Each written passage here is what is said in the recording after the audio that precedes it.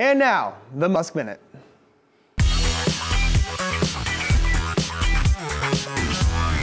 Tesla last night reported sales for the first quarter that dropped 31%, the company's biggest ever sales drop. Bad. But the company's problems do not end there. Tesla still has to tread carefully when talking production expectations as Elon Musk heads to court in his ongoing battle with the SEC. Today, a federal judge will weigh the SEC's request to hold Musk in contempt for a February 19th tweet in which he projected Tesla to produce 500,000 cars in 2019 before adjusting that number lower to 400,000. The regulator argues that Musk's tweets violated a September settlement that required Tesla to establish a committee to oversee Musk's posts on the social network. Alexis Keenan joins us now to break down everything in Elon Musk's legal world. So today we are talking about his Twitter account. What do we think the SEC wants? What do we know they want? What's Elon Musk probably going to argue that he's allowed to keep doing?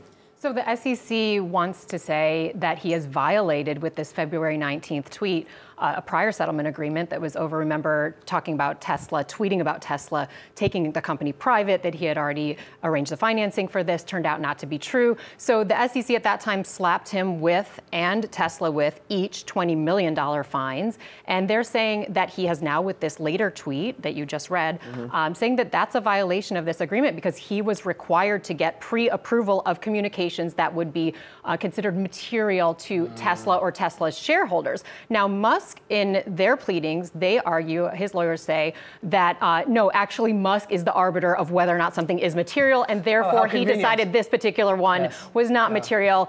He's clear. He also makes some First Amendment arguments saying that the SEC is really trying to expand the scope of its power and the scope of its settlement agreement, actually. Can we just talk about the First Amendment thing for a quick second? Because so many people invoke the First Amendment in cases where it doesn't actually apply, right? But like, I mean, a private company having to, or a private citizen having to follow an order given to him by a regulatory agency, you can't really make a First Amendment agreement or argument on that basis, right? I mean, the First Amendment is protected speech against the government. It's not like you can just say whatever you want whenever you want.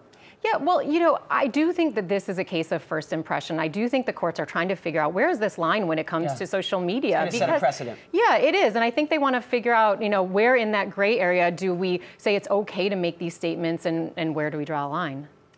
Does Elon Musk have a legal case, though? I mean, we were talking about this outside, that, you know, I mean, essentially what he's saying is, well, I get to say what I want. You know, that in itself is not the legal argument. But when you look at the actual document, you said it is true. It is that he is the arbiter.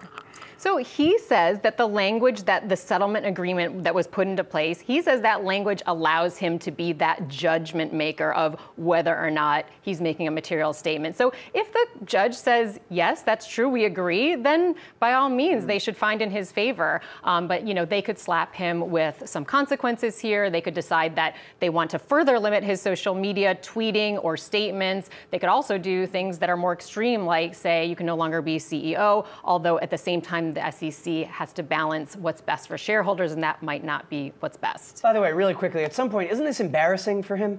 I mean, we're talking about like fighting a legal battle for the right to be able to do these stupid tweets. Well, he thinks he's obsessed. I don't think this embarrasses him, but, you know, I don't know what he thinks in his head. I think he thinks it's sick. He's like, yeah, take it on the government, right? That's like the Elon Musk shtick. Free speech. But it's like how, you know, you don't kind of talk about social media like in real life. You just do it. You don't say like, hey, man, good to see you. Oh, that tweet you did the other day. It's like. But doesn't that also show you that the power of Twitter now? I mean, that's the other argument, right? We sort of see it as just, somebody just, you know, in the moment tweeting something, but maybe he sees it as a different tool. And obviously we've got a president who sees it differently too. Well, and you would think it would be growing faster in terms of users if it really is that important. Good point. All right. The topic for another day. Good. All right, Alexis, thanks so much. You're welcome.